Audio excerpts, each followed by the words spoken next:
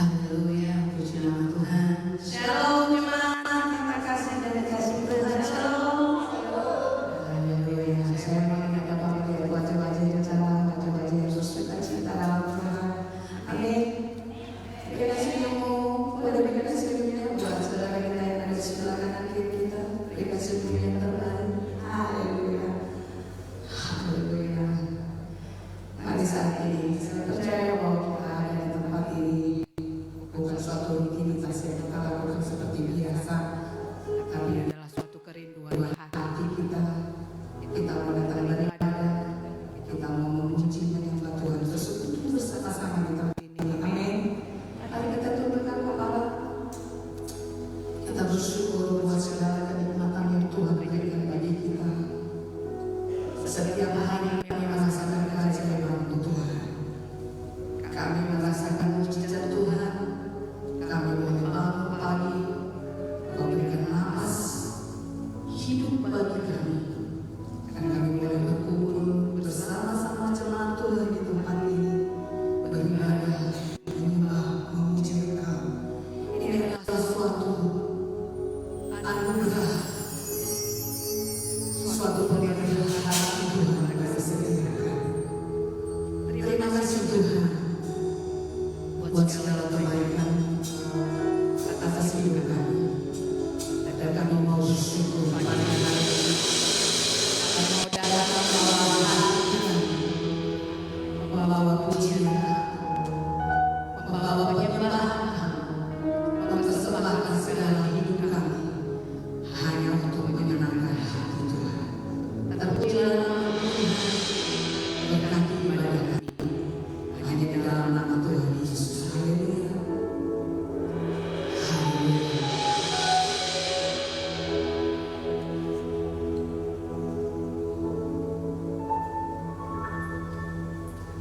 Tuhan, inilah hidupku,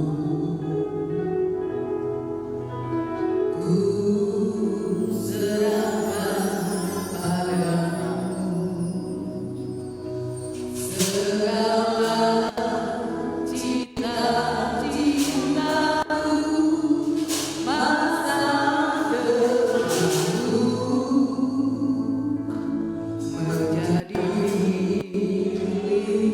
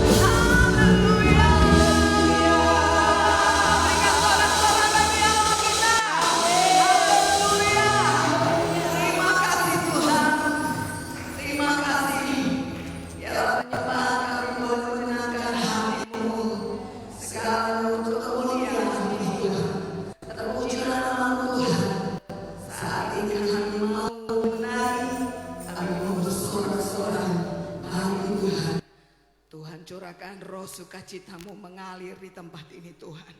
Sehingga kami penuh dengan sukacita yang daripada Tuhan. Hanya dalam nama Tuhan Yesus kami berdoa bersyukur. Haleluya. Sama-sama kita katakan amin. Haleluya. Angkat kami yang sukacita ini. Angkat tanganmu. Haleluya. Ada sesuatu yang ceria bagi kita. Haleluya. Siapa puji Tuhan? Amin. Haleluya. Mari kita semua bangkit serukan nama Tuhan Yesus. Karena kita percaya bahwa hanya di dalam nama Tuhan kita memperoleh kemenangan. Amin. Semuanya bertepuk tangan buat Tuhan.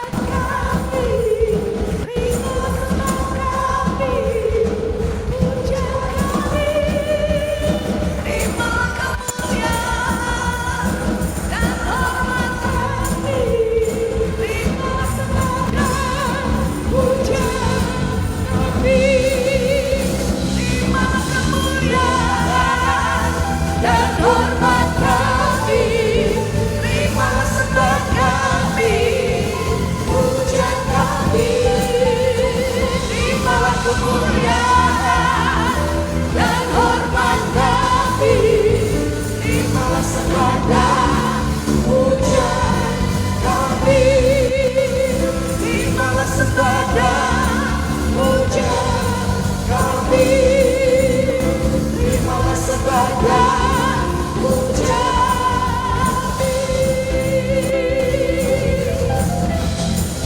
Haleluya, haleluya. Sekali lagi berikan sorak-sorai buat Tuhan kita. Haleluya. Silakan duduk, saudaraku.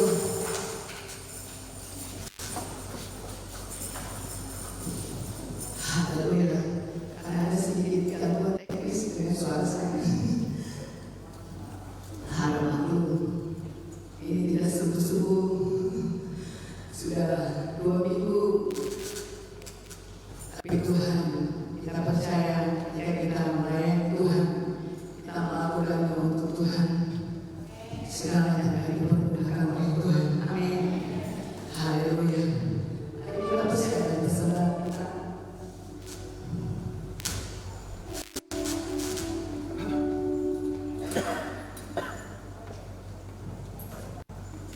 Sama-sama kita angkat bersama kita. Kita dengarkan firman Tuhan.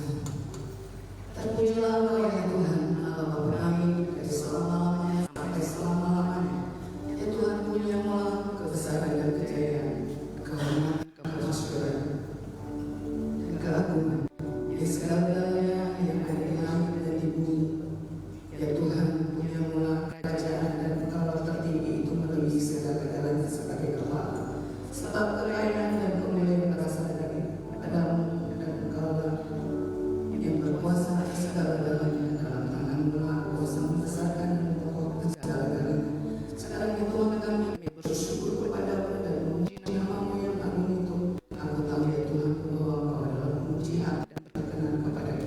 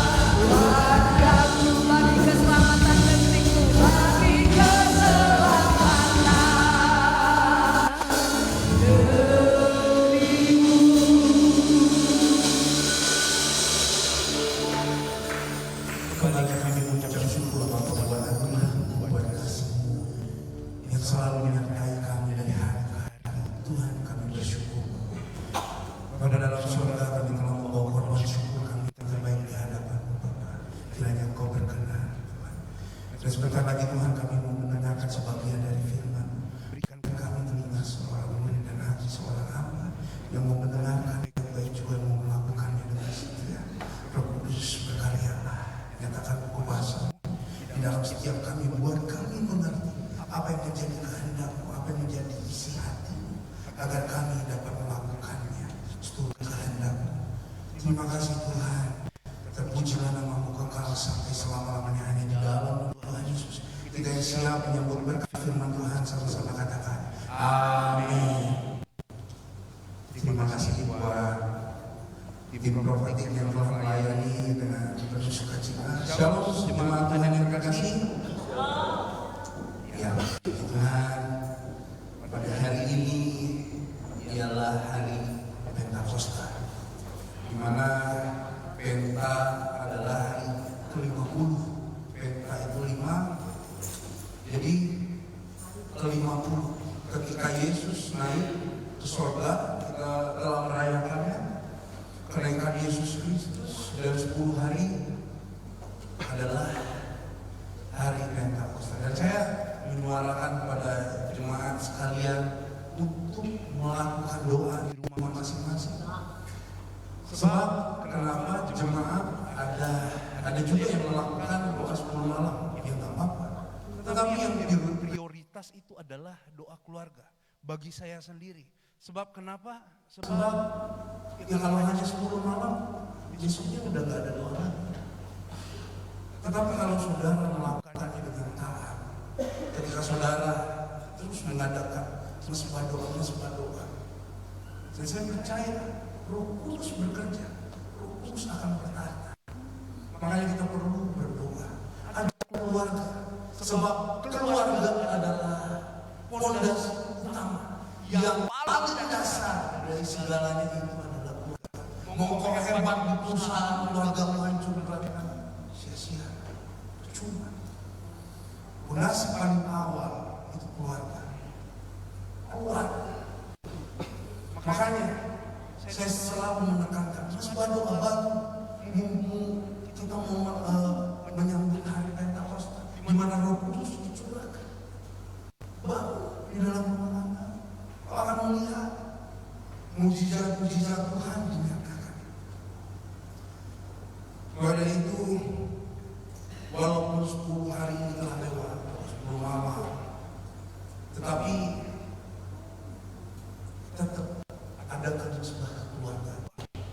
Ketika saudara sudah melakukan itu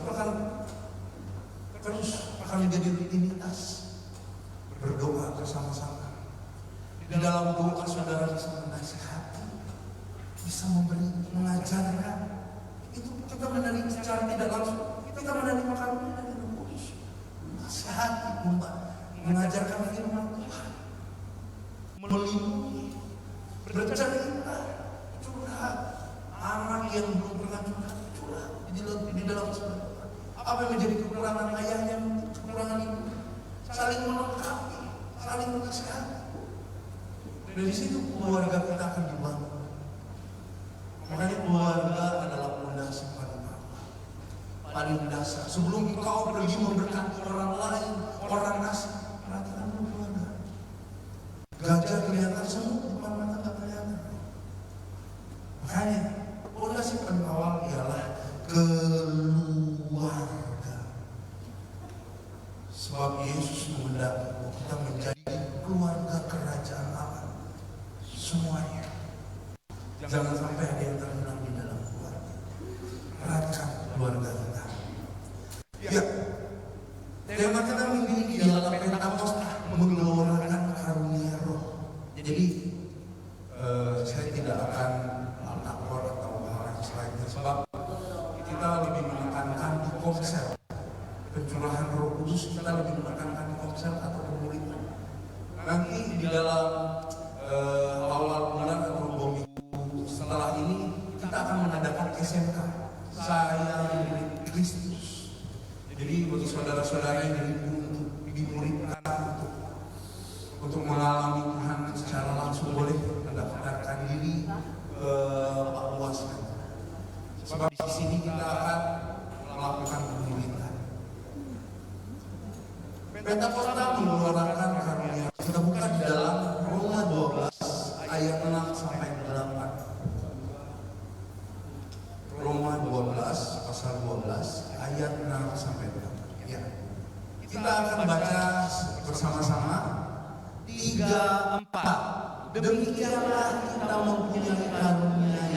berlainan menurut kasih karunia yang dianugerahkan kepada kita. Jika karunia itu adalah untuk berbuat, baiklah kita melakukannya sesuai dengan iman kita. Jika karunia untuk melayani, baiklah kita melayani. Jika karunia untuk mengajar, baiklah kita mengajar. Jika karunia untuk menasihati, baiklah kita menasihati. Siapa yang membagi-bagikan sesuatu, hendaklah ia melakukannya dengan hati yang ikhlas. Siapa yang memberi pimpinan, hendaklah ia melakukannya dengan rajin. Siapa yang memberikan kemurahan, hendaklah ia melakukannya dengan sukacita. Amin.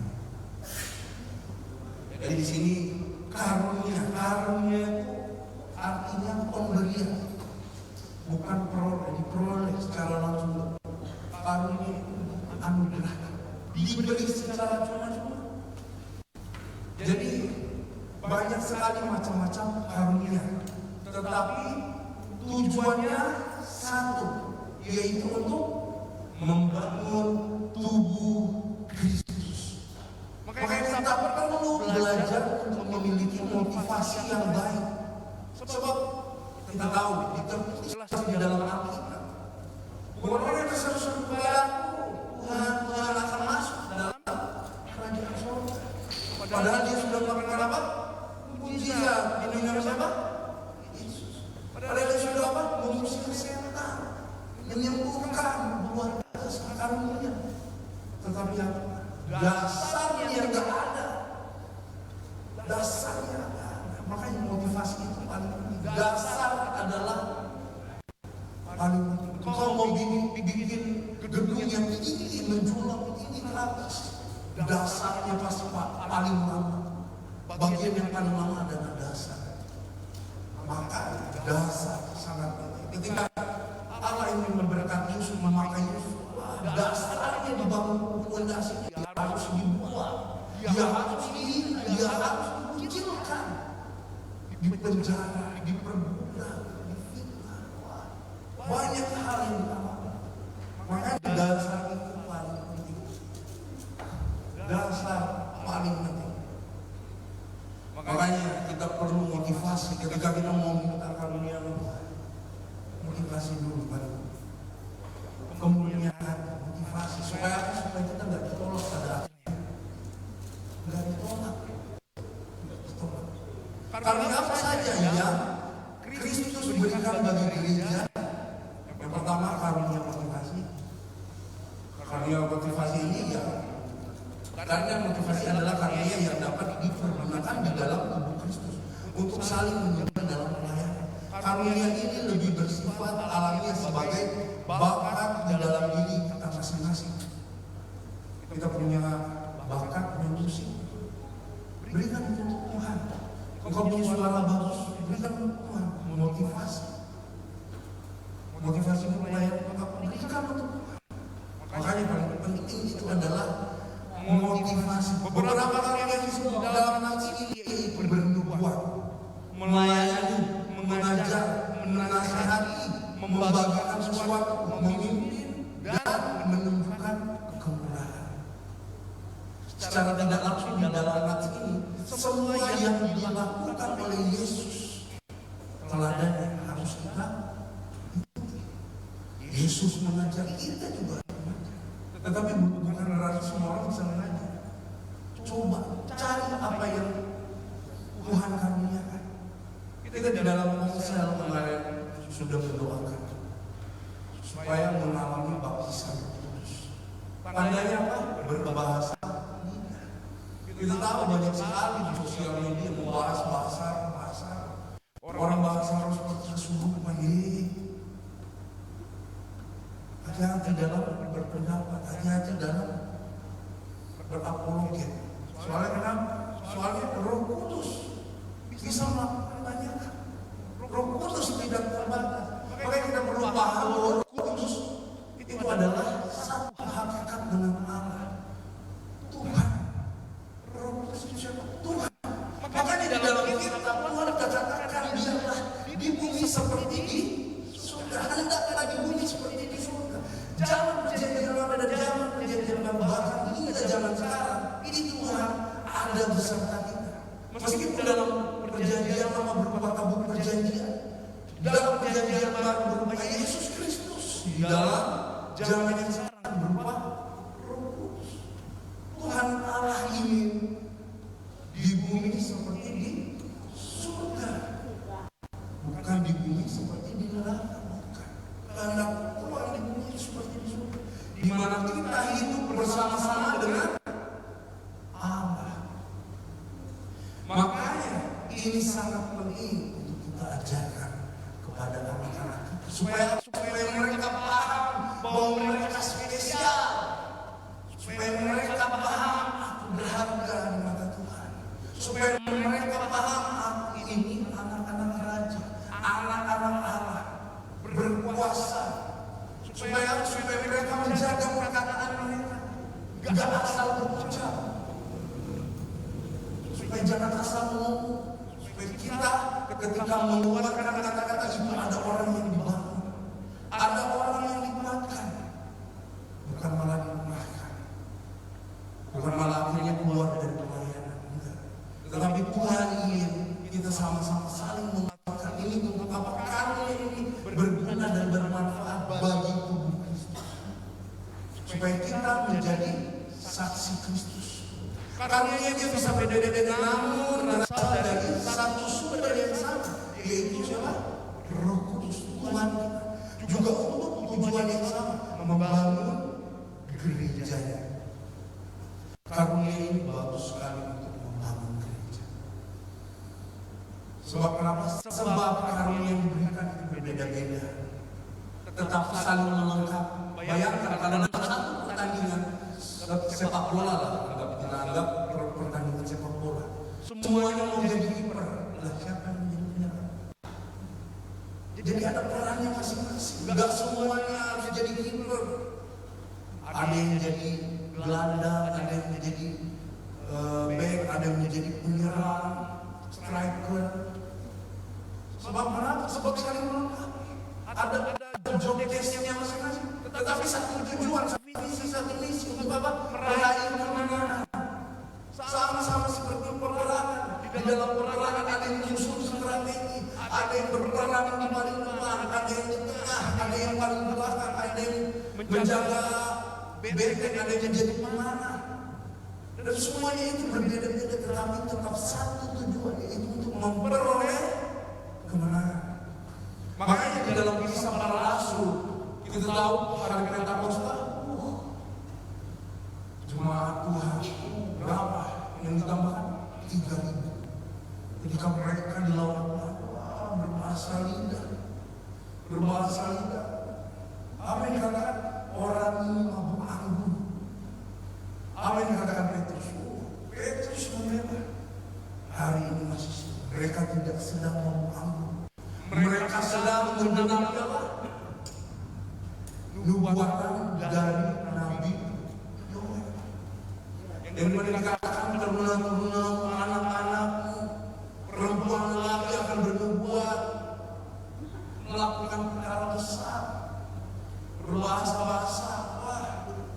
Ada hal-hal yang luar biasa yang dinubuatkan sebelum hari kedatangan Tuhan, sebelum langit bumi gelap, belum menjadi darah, itu belum. Ada gumpalan asap, belum sampai sini. Kita masih di pencurahan Roh Kudus. Kedatangan Tuhan mungkin sebentar lagi sudah mendekati. Sebab kenapa? Dikatakan di dalam nubuatan Nabi Yoel akan terjadi pada hari-hari terakhir. Jadi kita tahu bahwa hari ini hari-hari terakhir. Kalau saudara perhatikan teknologi sudah semakin canggih. Kalau saya bikin lagu dulu recording itu bisa habis 6, 7, 8 jam, bahkan 9 jam. Sekarang nggak perlu ribet. Kamu ketik di AI liriknya, satu kali klik jadi lagunya. MP3 versi apa, mau jazz, mau blues, semua udah gampang sekali. Tinggal satu kali klik mau buat presentasi, tinggal 1 kali klik. Mau buat artikel, jurnal, skripsi, tesis, 1 kali klik. Jadi, makanya sekarang yang kita lihat ini adalah akhir-akhir zaman, di mana peran manusia itu akan diambil alih. Kita tahu orang-orang bekerja ini nanti digantikan dengan teknologi. Kita bisa monitor remote dari HP, buka gerbang pintu dari HP bisa, matikan lampu, tinggal semuanya udah sama teknologi.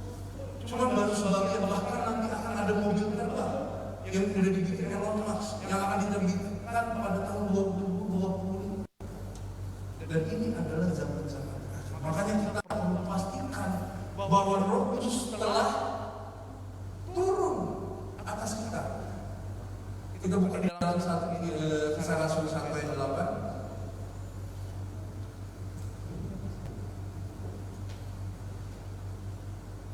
Iya, tetapi kamu akan menerima kuasa. Kita sudah menerima kuasa. Amin.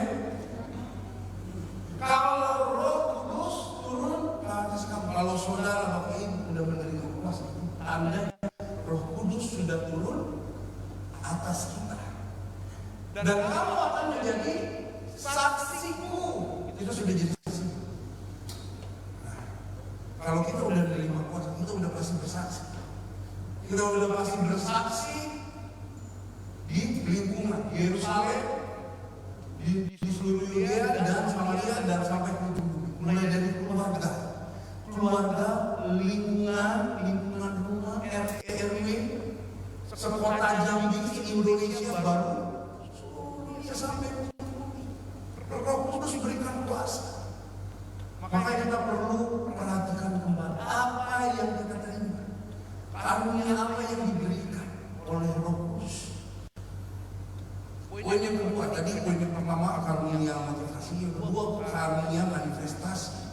Karunia manifestasi lebih bersifat spontan dan manifestasikan Roh Kudus untuk kepentingan kesaksian gereja di tengah-tengah dunia. Di dalam 1 Korintus 12 ayat 7 sampai 11 saya bacakan, tetapi kepada tiap-tiap orang dikaruniakan penyataan Roh untuk kepentingan bersama. Sebab kepada setiap seorang Roh memberikan karunia untuk berkata-kata dengan hikmat, dan kepada yang lain Roh yang sama memberikan karunia berkata-kata dengan pengetahuan. Kepada yang seorang Roh yang sama memberikan iman, dan kepada yang lain Dia memberikan karunia untuk menyembuhkan. Kepada yang seorang Roh memberikan kuasa untuk mengadakan mujizat, dan kepada yang lain Ia memberikan karunia untuk menubuat, dan kepada yang lain lagi Ia memberikan karunia untuk membedakan macam-macam roh. Kepada yang seorang yang memberikan karunia untuk berkata-kata dengan bahasa roh, dan kepada yang lain Ia memberikan karunia untuk menafsirkan bahasa roh itu. Tetapi semuanya ini dikerjakan oleh Roh yang satu dan yang sama, yang memberikan karunia kepada tiap-tiap orang secara khusus seperti yang dikehendakinya. Amin. Jadi di sini kita dapat melihat ada beberapa karunia yang disebutkan di dalam nats ini.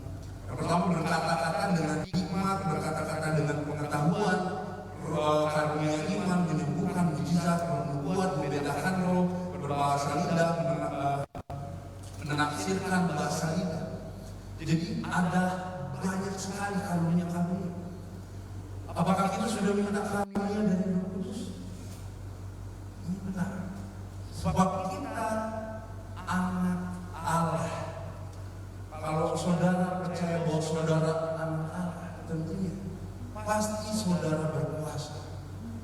Kuasa Allah terletak pada apa? Firman. Jadilah apa? Jadilah bumi, jadilah manusia, jadilah binatang, jadi semuanya jadi ketika diucapkan. Kalau kita seringkali kita pakai apa? Kalau udah emosi, apalagi ngomong apa? Jadi apa kau ini? Kalau dia anaknya aku dikit kan, jadi apa kau ini? Hati-hati sama perkataan kita. Makanya yang selalu saya tekankan itu dasar itu keluarga. Dasar paling dasar. Kita harus jadi berkat dulu keluar tempat dari jadi berkat di luar sana, dari keluarga dulu kita harus jadi berkat.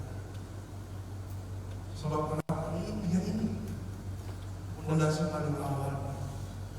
Orang-orang akan melihat keluarga kita, akan menyoroti keluarga kita. Mau kita sehebat apapun di luar sana, keluarga akan maju. Makanya kita perlu membangun dari keluarga. Perkatakan dahulu, ini kuasa, ini berkuasa. Kalau saudara percaya kita anak-anak ini berkuasa. Sebab kekuatan Allah terletak pada bukan pada kekuatan perkataannya. Apapun yang dijadikan terjadi, dikatakan terjadi. Makanya kita perlu membangun. Saya menasihati salah satu jemaat tidak mengatakan kepada anaknya kalimat-kalimat yang tidak membangun. Kalaupun kesalahan jangan dimaki-maki. Jangan berkata yang tidak, berkata-kata kasar. Tapi keluarkan kata yang membangun. Doakan setiap hari. Percaya bahwa Tuhan menyatakan kuasa. Tuhan menggerakkan hatinya. Tuhan mengubahkan hidupnya. Saya selalu katakan ini. Doakan tumpang tangan kamu berhasil. Kamu sukses. Kamu jadi orang hebat. Kamu akan melayani Tuhan. Doakan terus. Tapi perlu kita ingat bahwa segala sesuatu yang kita minta itu harus turut dengan kehendak Allah. Makanya kita perlu selaraskan apa yang kita minta dengan kehendak Tuhan, supaya kita tidak salah dalam berdoa. Sebab kalau ada doa benar, ada doa yang salah. Yang fokus sudah menekankan hati. Apabila engkau berdoa dan engkau tidak dijawab, itu doa menurut hawa nafsu. Dan ketika kita mengikuti hawa nafsu, itu akan menghasilkan dosa. Dan dosa itu kalau udah matang menghasilkan apa? Mau. Makanya kita perlu doa yang benar. Doa yang benar kita menyelaraskan dengan firman Tuhan. Kita doa anak kita sukses, tetapi dengan tujuan apa? Sukses dalam hal apa? Boleh minta kekayaan, boleh. Tapi motivasinya bagus untuk memberkati orang-orang yang membutuhkan. Luar biasa. Jadikan aku berkat Tuhan. Tuhan berkati. Tapi jangan lupa, ketika udah jadi hebat, udah menjadi orang besar, kita membantu yang kecil, membantu yang lemah, support, berkati. Itu satu tujuan dengan Allah. Sebab ibadah yang sejati memperhatikan janda-janda miskin dan anak-anak yatim. Sudah jelas. Makanya ketika kita minta, kita berdoa, itu perlu diselaraskan dengan firman Tuhan. Juga bernubuat. Jangan kehendak hawa nafsu sendiri. Tetapi berdasarkan firman Tuhan. Menjadi orang besar, yes. Boleh, gak salah. Tetapi yang dipakai Tuhan untuk memberkati banyak orang. Supaya apa? Supaya banyak orang ketika melihat kita, dia melihat Yesus. Banyak orang ketika merasakan apa yang kita lakukan, percaya kepada Yesus. Itu yang namanya menjadi saksi, menjadi terang dan garam. Perbuatannya dapat dikecap, dirasakan. Perbuatannya dapat dilihat banyak orang. Sebab terang bukan gelap. Kalau gelap tersembunyi, sembunyi-sembunyi perbuatannya. Kalau terang dia terlihat perbuatannya. Untuk itu kita perlu selaras. Kita perlu terhubung dengan Tuhan. Sebab inilah yang dinamakan Yesus di dalam saya dan saya di dalam Yesus. Kita akan menghasilkan buah-buah.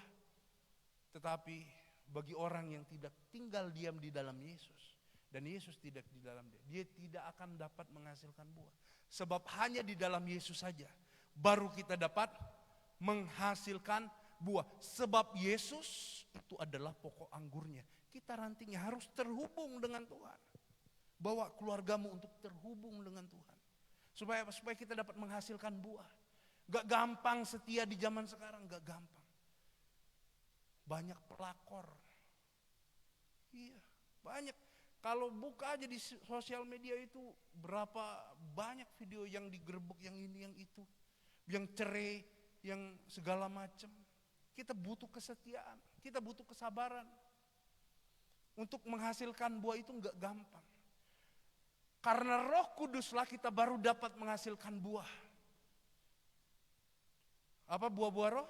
Kasih, sukacita, damai sejahtera, kebaikan, kemurahan, kelemah lembutan, penguasaan diri, kesabaran, dan yang lainnya. Kita perlu menghasilkan buah tersebut. Untuk itu kita butuh Roh Kudus. Sebab Roh Kuduslah yang membantu kita, yang membuat kita, yang memberikan kekuatan kepada kita untuk apa? Untuk kita dapat menghasilkan buah. Sebab seperti pohon yang ditanam di tepi aliran air. Pasti berbuah. Sebab kenapa? Sumber. Dia dekat dengan sumbernya. Kalau Roh Kudus sudah ada di dalam sini, pasti. Bukan mungkin. Bukan keraguan-raguan, tetapi pasti terjadi. Walaupun belum kita lihat, tetapi pasti terjadi. Rupa-rupa karunia ini dikaitkan dengan pelayanan dan juga dikaitkan dengan berbagai perbuatan yang ajaib. Di dalam 1 Korintus 12 ayat 5-6, dan ada rupa-rupa pelayanan tetapi satu Tuhan, dan ada berbagai-bagai perbuatan ajaib tetapi Allah adalah satu yang mengerjakan semuanya dalam semua orang. Jadi banyak sekali rupa-rupa pelayanan, banyak sekali rupa-rupa keajaiban, banyak karunia-karunia. Bahkan yang perlu kita sadari, iman itu karunia dari Roh Kudus. Gak ada seorang pun yang dapat mengaku Yesus adalah Tuhan selain daripada Roh Kudus. Gak ada. Kalau saudara saat ini dapat mengaku Yesus adalah Tuhan, itu karunia dari Roh Kudus. Itu hal kecil yang perlu kita syukuri. Itu hal kecil yang perlu kita ucapkan terus tiap hari. Bersyukur kepada Tuhan. Sebab gak semua orang dapat mengaku Yesus adalah Tuhan. Bersyukurlah akan hal itu. Sebab Roh Kuduslah yang menjadi jaminannya. Roh Kudus jadi jaminan kita sampai menjelang hari keselamatan, penyelamatan. Poin yang ketiga, karunia jawatan pelayanan. Karunia jawatan adalah karunia yang menekankan pada kepemimpinan atau leadership dalam gereja lokal. Dalam Efesus 4 ayat 11, dan ialah yang memberikan baik rasul-rasul maupun nabi-nabi, baik pemberita-pemberita Injil maupun gembala-gembala dan pengajar-pengajar. Jadi dia yang memberikan karunia. Ada nabi-nabi. Biasanya kalau nabi-nabi itu dia di luar-luar. Tetapi untuk satu tujuan, untuk gereja juga. Sama seperti Yeremia. Yeremia itu nabi di kepemerintahan kok. No problem. Tetapi untuk satu tujuan, untuk kemuliaan nama Tuhan. Kita tahu bahwa ada orang-orang yang memang betul-betul di kepemerintahan, support gereja. Kita tahu bahwa sekarang susah bangun gereja, susah dapat izin. Tetapi ada yang digerakkan Tuhan. Untuk apa? Untuk membela umatnya.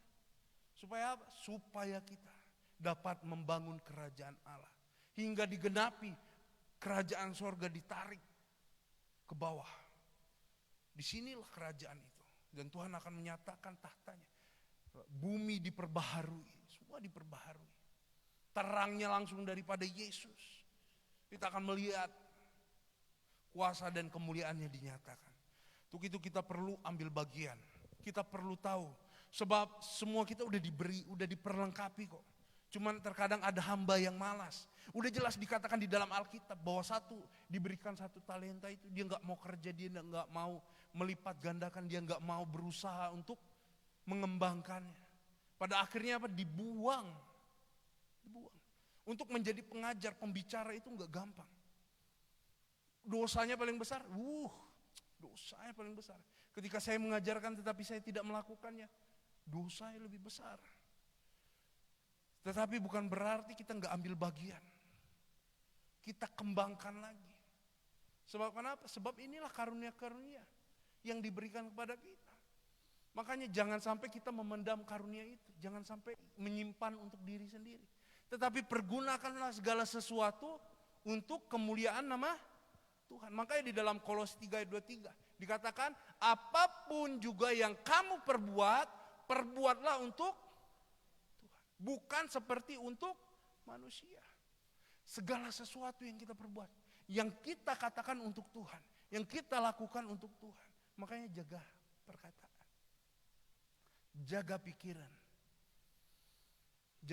jaga tindakan. Yang paling utama adalah jaga hati. Sebab hati adalah sumber. Engkau mau lihat hati orang bersih, lihat aja dari perkataannya. Iya. Kalau hatinya bersih, dia akan mengeluarkan yang baik. Dia tidak mencemari orang, tidak menjatuhkan orang. Tapi kalau hatinya kotor, menjatuhkan, cemar, semuanya tercemar. Sebab kenapa? Hatinya tercemar. Makanya hati itu perlu dijaga. Sebab kenapa? Tuhan bertata. Ini hati, tempat Tuhan bertata. Fokus kepada hati, bukan lagi yang masuk ke dalam mulut itu yang haram, bukan. Tetapi apa yang masuk ke dalam hati itu yang haram. Halal dan haram itu ditentukan oleh hati. Sebab kenapa? Sebab perbuatan jahat lahir dari hati. Perbuatan baik juga lahir dari hati. Hati-hati dengan hati kita. Untuk itu kita perlu saring. Melalui firman Tuhanlah kita dibersihkan setiap hari. Makanya kita perlu membersihkan juga anak kita, istri kita. Kita perlu bersihkan terus setiap hari melalui apa? Firman Tuhan.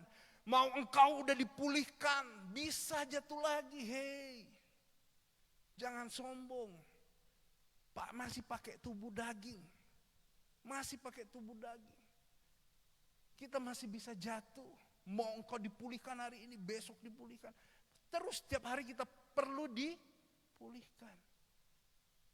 Dipulihkan, perlu. Makanya jangan sampai kita merasa sombong. Aku udah dipulihkan kemarin, aku udah gak sakit lagi. Setiap hari kita perlu dipulihkan. Makanya setiap orang yang datang ke gereja, engkau jangan kira itu malaikat. Enggak. Itu semua sama, berdosa di hadapan Tuhan. Itu kalau di hadapan Tuhan kayak kain kotor. Putih itu bentuknya merah seperti darah. Udah kotor, udah gak layak. Tapi inilah kita datang ke rumah Tuhan. Kita rusak. Kita untuk mau dipulihkan, mau diperbaiki. Setiap hari. Jadi jangan pernah kita anggap seorang yang saleh, lebih menyerupai malaikat. Enggak. Kita semua sama. Tidak ada seorang pun benar. Udah jelas di dalam firman Tuhan katakan. Tidak ada seorang pun yang mencari Allah. Allah yang mencari manusia. Makanya setiap hari kita perlu dipulihkan. Makanya Tuhan mengatakan, mengajarkan di dalam doanya. Apapun juga yang kamu doakan, perbuatlah. Bapa kami yang di surga, dikuduskan namamu, datanglah kerajaanmu, jadilah kehendakmu di bumi seperti di surga. Berikanlah pada hari ini makanan kami yang secukupnya. Dan ampunilah kami akan tiap hari. Kalau engkau tidak mengampuni, apa? Tuhan tidak mau mengampuni. Kalau kita baca sampai habis doa Bapa kami itu, jelas di situ dikatakan lebih ditekankan kepada pengampunan.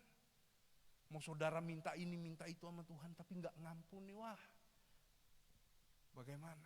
Syarat utama di dalam doa itu adalah pengampunan. Syarat utama di dalam doa, pastikan kita mengampuni. Bagaimana mau Tuhan mengampuni? Bagaimana kita mau sampai kepada Allah doa kita? Kita nggak mengampuni. Padahal Yesus sudah memberikan jembatan supaya kita terhubung dengan Allah. Tetapi karena kita tidak mengampuni, tidak sampai kepada Allah. Makanya syarat doa paling penting adalah pengampunan. Lepaskan. Pikiran perlu positif. Ingat, setiap hari pikiran positif.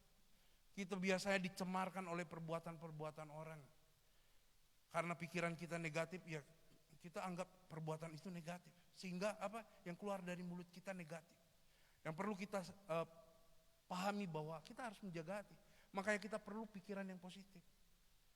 Sebab segala sesuatu terjadi untuk mendatangkan apa? Kebaikan. Bagi setiap orang yang percaya. Segala sesuatu terjadi akan mendatangkan kebaikan. Untuk itu saudara-saudara saya tetap selalu menekankan untuk kita membangun mesbah doa di dalam keluarga. Terus bangun, terus pupuk. Doakan anak-anak kita, doakan. Dia akan berhasil. Investasi yang paling meyakinkan itu adalah doa. Setiap hari, setiap pagi. Engkau akan lihat hasilnya. 3, 4 tahun, 5 tahun. Engkau akan lihat hasilnya. Anak-anakmu akan tumbuh, berhasil, sukses. Akan membawa nama baik, mengharumkan nama keluarga. Kita akan lihat. Sebab kenapa? Sebab yang membuat mereka sukses bukan kemampuan mereka, tetapi Roh Kudus. Sama seperti Israel. Yang membuat mereka menang dari peperangan itu bukan kekuatan mereka, tetapi Allah dalam rupa tabut perjanjian yang berada di depan mereka, yang membawa kemenangan. Sama sekarang kita juga, Roh Kudus yang ada di dalam kita, yang akan membuat berhasil segala sesuatu yang kita kerjakan, yang sedang kita usahakan. Untuk itu terus doakan anak, istri, suami, saling mendoakan, bergandeng tangan. Boleh dimulai dari mendoakan yang kanan, nanti mendoakan lagi yang sebelah kiri. Saling mendoakan. Supaya apa? Supaya kita menghadirkan Roh Kudus. Menghadirkan hadirat Tuhan di tengah-tengah keluarga kita. Sebab 2-3 orang berkumpul, Tuhan hadir. Amin. Untuk firman Tuhan, saya undang tim profetik untuk maju ke depan. Mari kita berdoa. Bapa di dalam sorga, sungguh kami mengucap syukur Tuhan untuk berkat firman-Mu Bapa. Ajar kami mengerti Tuhan, ajar kami memahami supaya kami Tuhan dapat melakukan apa yang menjadi kehendak-Mu Tuhan. Bapa di dalam sorga, kami percaya Tuhan Engkau hadir di tengah-tengah kami untuk melawat umat-Mu, untuk menjamah umat-Mu. Kami percaya hidup baru telah kami terima. Tuhan, kiranya Engkau mau memulihkan kami setiap hari, menyertai kami, mengingatkan akan kesalahan-kesalahan kami, kelalaian-kelalaian kami. Agar kami Tuhan dapat berubah setiap hari semakin baru, setiap hari selalu baru di dalam Engkau. Supaya apa yang kami ucapkan dapat menjadi berkat, apa yang kami lakukan dapat menjadi berkat bagi banyak orang di sekeliling kami Tuhan. Supaya nama-Mu dikenal banyak orang. Dan orang-orang percaya bahwa Engkaulah satu-satunya Tuhan dan Juru Selamat. Terima kasih Bapa.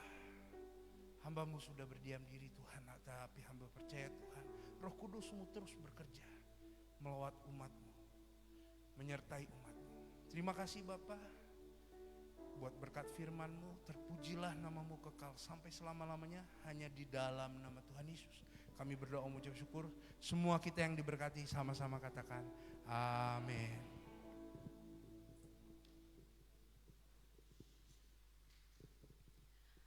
Ya, terima kasih buat hambanya Bapak Murdeka yang sudah melayani. Maju terus di dalam melayani Tuhan. Tuhan Yesus memberkati. Semua diberkati firman Tuhan, amin. Haleluya. Kita akan mendengarkan warta sepekan. Shalom.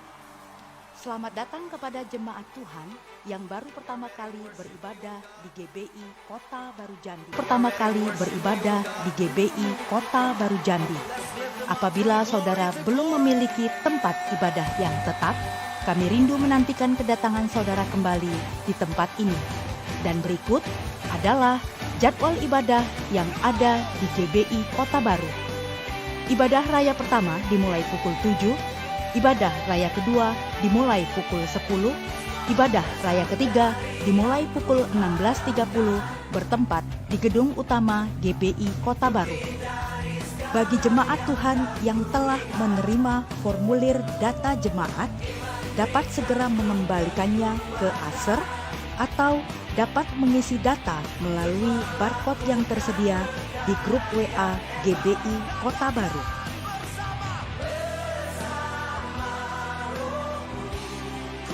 Bagi jemaat Tuhan yang membutuhkan layanan gereja, sekretariat, atau informasi yang berhubungan dengan gereja, silakan menghubungi ofisial GBI Kota Baru di nomor 0857 0931 1292. Ibadah pertama Anak Betel Indonesia dimulai pukul 8.30. Ibadah kedua Anak Betel Indonesia dimulai pukul 10 bertempat di gedung utama GBI Kota Baru.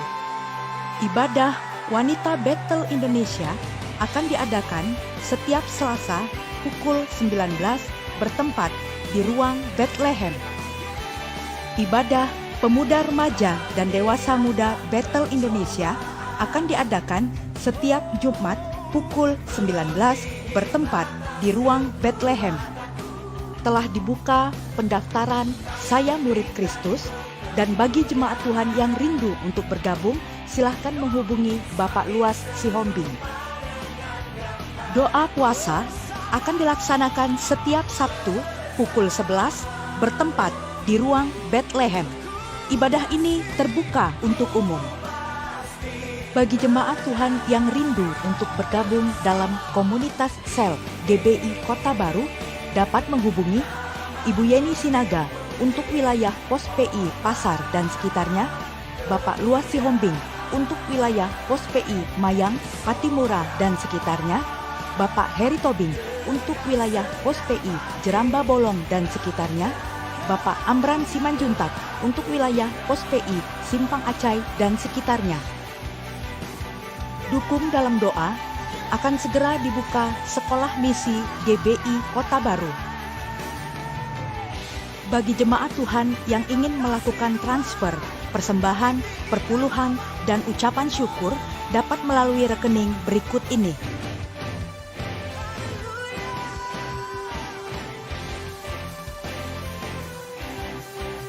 Bagi jemaat Tuhan yang rindu untuk mendukung dalam dana, perbaikan pemeliharaan gedung gereja, dapat melakukan transfer melalui rekening sebagai berikut.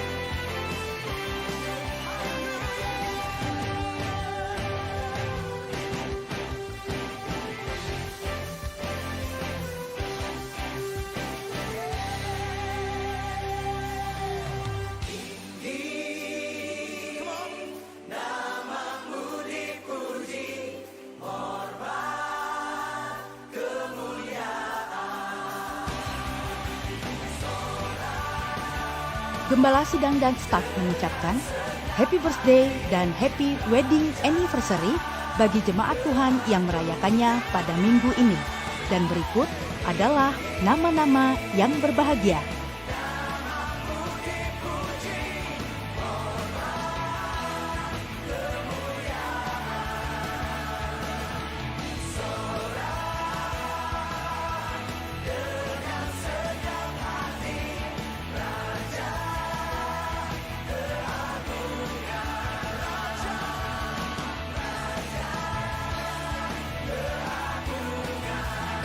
Terima kasih, Tuhan Yesus memberkati.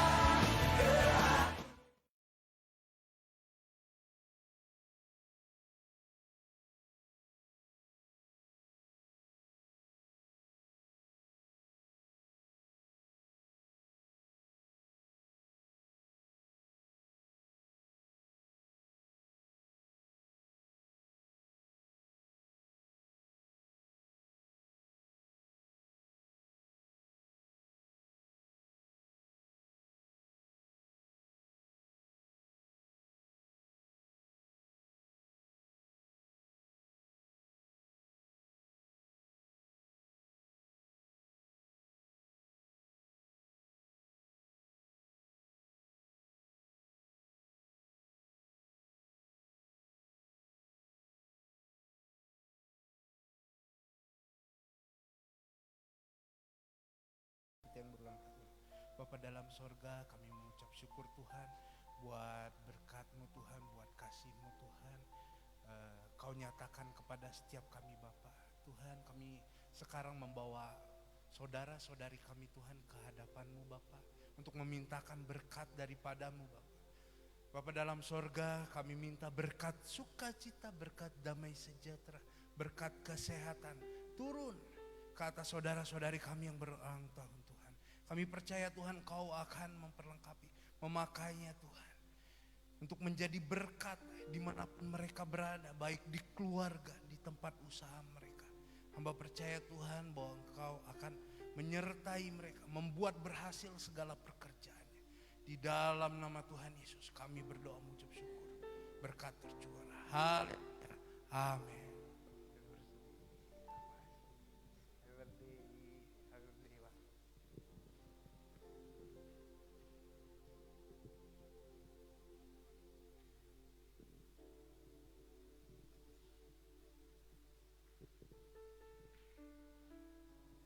Tiba saatnya kita akan membacakan visi dan misi GBI Kota Baru. Kami mengundang Bapak Ibu untuk bangkit berdiri. Kita baca dalam hitungan 1, 2, 3. Kamilah keluarga yang terpilih dan harmonis, yang dipanggil Tuhan untuk melayani bersama-sama sampai kerajaan. Mari kita berdoa. Bapa, terima kasih buat penyertaan Engkau sepanjang hidup kami. Kami bisa datang pagi ini menyembah, memuji Engkau, meninggikan Engkau semua ini karena kasih karunia-Mu. Dan kami juga telah mendengar firman-Mu yang telah disampaikan oleh hamba-Mu. Biarlah kami menjadi pelaku-pelaku firman-Mu Tuhan. Mampukan kami untuk membuat mesbah doa keluarga, sehingga Tuhan keluarga kami bisa dipulihkan Tuhan, dan keluarga kami lebih kuat Tuhan, dan taat dan setia bersandar pada Engkau. Dan terima kasih Tuhan buat hamba-Mu yang telah menyampaikan firman-Mu, yaitu Pak Akai Tuhan. Kau pakai dia di mana saja berada, beri dia kesehatan, kemampuan, berkati seluruh keluarganya Tuhan. Kami yakin percaya Engkau akan menetapkan Pak Akai di sini sebagai gembala yang untuk menggembalakan umatnya di tempat ini. Tuhan, kami juga berdoa untuk gereja Kota Baru. Biar Tuhan Engkau pulihkan Tuhan gereja Kota Baru Tuhan. Kami punya kerinduan biar ada pemulihan Tuhan, pemulihan keuangan gereja Tuhan. Juga Tuhan Engkau tetapkan bendahara yang benar, keuangan yang jelas Tuhan, sehingga Tuhan kebenaran dan kejelasan dapat dipertanggungjawabkan di hadapan-Mu Tuhan. Dan Tuhan, kami juga Tuhan, jangan biarkan Tuhan umat-Mu tawar hati di tempat ini Tuhan, dan punya penuh keraguan Tuhan sehingga meninggalkan gereja ini Tuhan. Jadikan gereja ini terang dan garam, jadikan gereja ini kepala bukan ekor, jadikan gereja ini meminjam tidak, memberi pinjaman tidak meminjam, sehingga Tuhan ada kemuliaan di atas gereja ini Tuhan, sehingga umat-umat itu dimenangkan, dipulihkan Tuhan, dan kuasa-Mu tercurah dalam gereja ini Tuhan. Terima kasih Tuhan buat kasih-Mu, anugerah-Mu, dan penyertaan Engkau sepanjang hidup kami untuk melayani Engkau di tempat ini Tuhan. Dan juga Tuhan, kami juga serahkan Tuhan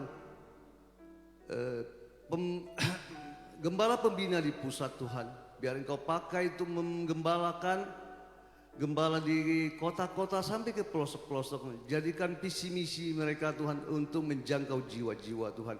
Berkati Tuhan gembala pembina beserta jajarannya Tuhan untuk menggembalakan seluruh umat di mana saja berada Tuhan. Kami juga berdoa Tuhan untuk bangsa kami, bangsa Indonesia Tuhan. Biar Engkau beri kemakmuran, kesejahteraan buat bangsa kami, juga kota kami yang kami diami Engkau berkati Tuhan. Sehingga bangsa kami penuh dengan kemuliaan Engkau lewat umat-umat-Mu yang Engkau percayakan di mana saja mereka berada Tuhan. Juga Tuhan, sebentar kami akan pulang satu sama lain. Engkau sertai, Engkau lindungi perjalanan kami pulang ke rumah masing-masing, dan membawa berkat damai sukacita berasal dari Engkau Bapa. Mari saudara-saudariku, kita arahkan hati kita angkat tangan kita. Kita terima berkat dari Allah Bapa. Apabila engkau baik-baik mendengarkan suara Tuhan Allahmu, dan kau melakukannya dengan setia segala perintahnya yang disampaikan kepadamu pada hari ini, segala berkat ini akan datang kepadamu dan menjadi bagianmu. Diberkatilah engkau di kota, dan diberkatilah engkau di ladang. Diberkatilah buah kandunganmu, hasil bumimu dan hasil ternakmu. Diberkatilah bakulmu dan tempat adonanmu. Diberkatilah engkau pada waktu masuk, dan diberkatilah engkau pada waktu keluar. Engkau akan menjadi kepala bukan ekor, dan engkau akan terus naik dan bukan turun. Tuhan memberkati engkau dan melindungi engkau. Tuhan menyinari engkau dengan wajahnya dan memberi engkau kasih karunia. Tuhan menghadapkan wajahnya kepadamu dan memberi engkau damai sejahtera. Pulanglah, bersukacitalah dan jadilah berkat. Dalam nama Allah Bapa, Anak dan Roh Kudus, dalam nama Tuhan Yesus. Haleluya. Amin.